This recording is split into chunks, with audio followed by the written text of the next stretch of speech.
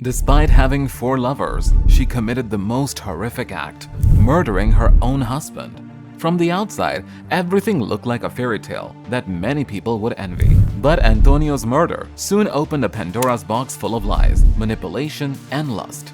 Let's travel all the way to Spain, where we uncover the story of a young woman named Maria, also known as the Black Widow. It may be hard to believe, but Maria had 5 lovers at once, none of whom she cared for. This story is beyond a love triangle of morals. It is, in fact, a truly uncommon and unbelievable tale. Continue listening to find out what happens. Let's first learn who our main character is. Maria Morena Canto was born on September 16, 1990, in Plasencia, Spain. She grew up in a happy household surrounded by her parents and 4 siblings, where her father owned a plumbing business to support the whole family. Maria was raised in a very religious family. Due to this, she was named Maria Jesus, a name she didn't like and preferred to be called Mehe. At a young age, Maria showed artistic talent. She practiced drawing and won several competitions throughout her childhood. As she grew up, Maria started to become very flirtatious, and after graduating high school, she left her hometown to study nursing in Barcelona. This metropolitan city gave her the freedom to discover herself and new experiences. There, she made new friends, enjoyed the nightlife, and was ultimately convinced never to return to her hometown again. During a professional internship, Maria met her future husband, Antonio Navado, a mature and very successful engineer. Antonio wasn't a stranger to Maria, as he knew one of her brothers, with whom he had gone to college. In 2011, Maria and Antonio started dating, and she became Antonio's first serious girlfriend. He was 9 years older than her, but despite their age difference, the relationship looked almost perfect. They decided to move in together, and 5 years later, they got engaged after a magical proposal from Antonio. Soon after, Maria found a job at a hospital, and on September 3, 2016, the two officially tied the knot and were ready to progress further in life together. Their marriage appeared idyllic on the outside, but this was just a facade to hide the growing darkness. It was later learned that the couple had doubts about marrying each other since Maria had cheated on Antonio in the past, and she continuously complained about his lack of attentiveness and control, which led her to feel suffocated and oppressed. Maria and Antonio were 2 completely different people. He was an introvert who enjoyed staying at home, unlike Maria, who preferred to party and meet new people. Despite these differences, they still decided to get married. On August 16, 2017, everything changed. Antonio was leaving for work around 7 a.m. As he was getting into his car, he was suddenly attacked and stabbed 6 times, collapsing immediately on the ground.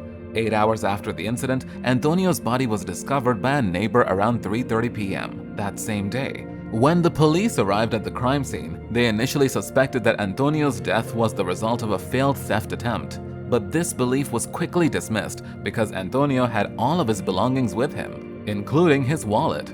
After contacting his family to share the tragic news, the police began their investigation by questioning his wife, Maria, his parents, and finally his brother.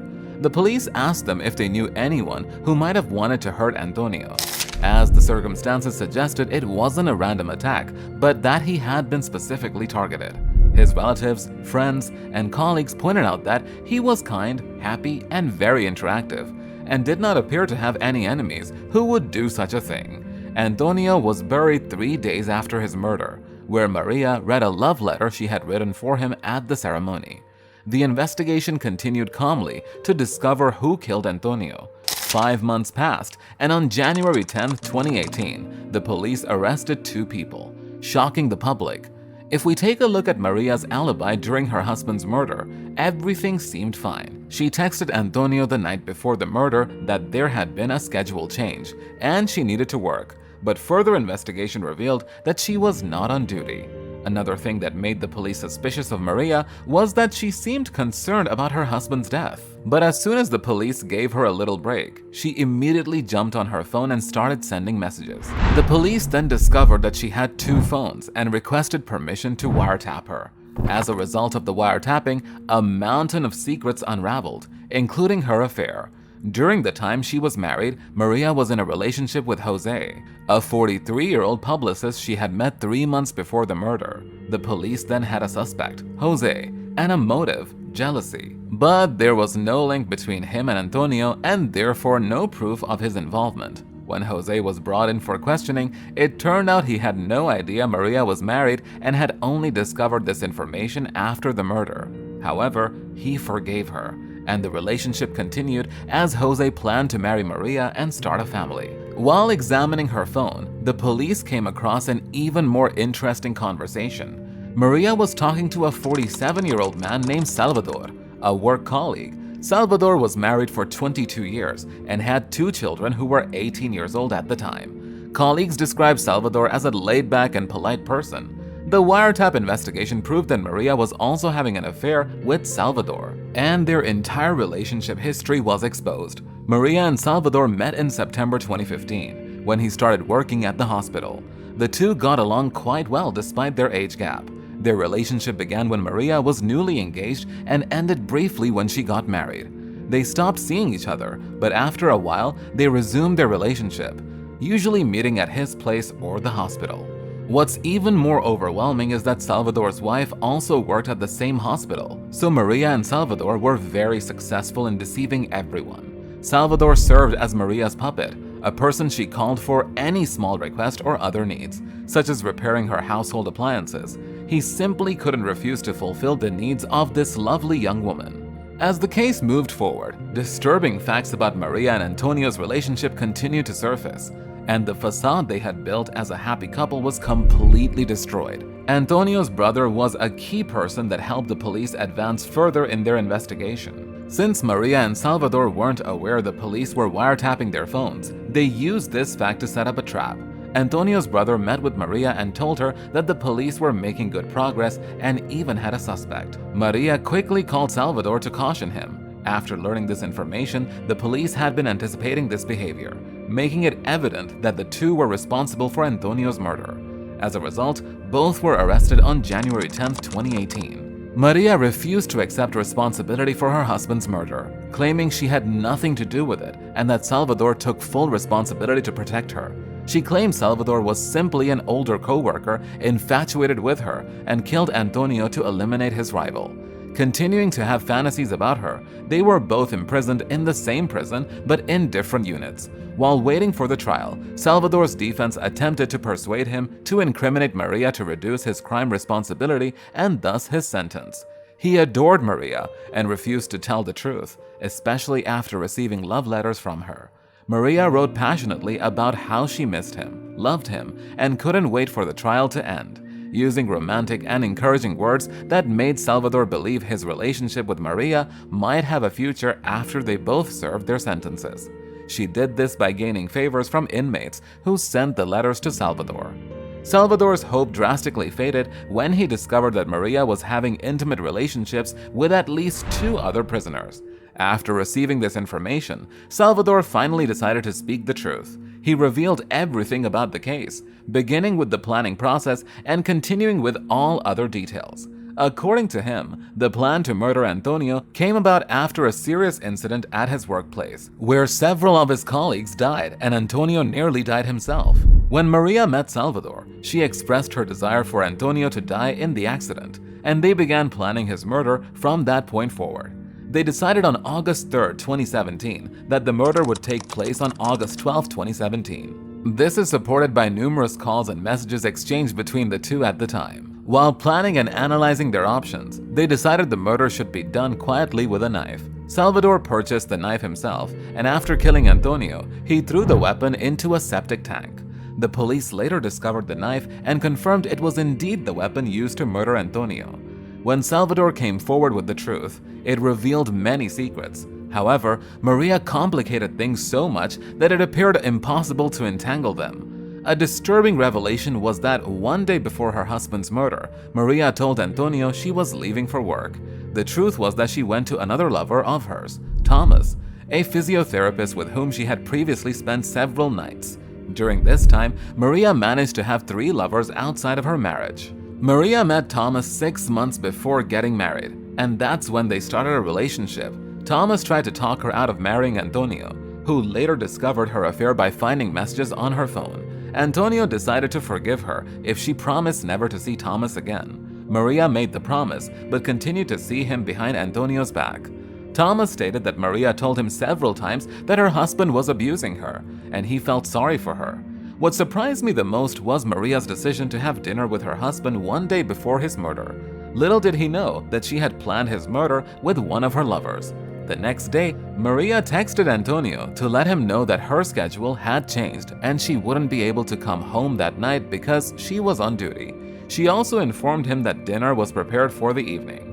Antonio woke up and prepared to go to work. Salvador, who had come to carry out his sinister mission, arrived on a motorcycle wearing black glasses and a cab that Maria had given him. Salvador wore latex gloves to enter the garage to avoid leaving any fingerprints. He hid in the garage as he patiently waited for the arrival of his enemy. When he saw Antonio, he attacked him from behind in a violent and sudden manner, stabbing him 6 times before fleeing the scene unnoticed. His next move was surprising. Salvador did nothing else but change his WhatsApp profile, signaling Maria that he had completed the job. He then disposed of the knife and his blood-stained clothes in the trash. Later, Maria and Salvador met at Maria's sister's home, who was on vacation. Salvador recounted every sickening detail of the crime. To avoid suspicion, they agreed not to contact each other for a few weeks. Salvador thought he could finally be with Maria, but she had different plans. She met Salvador again at her husband's funeral, greeting him from afar. Maria began partying immediately after the funeral, but her family advised her to keep quiet because she was still in mourning, and her behavior would be misinterpreted. She continued to go out and see Jose, the publicist, as well as Thomas, the physiotherapist. Aside from these 2 men, Maria began dating Sergio, a security guard she met at a nightclub. He knew nothing about her situation and, when questioned, stated that she did not appear to be in mourning or sadness.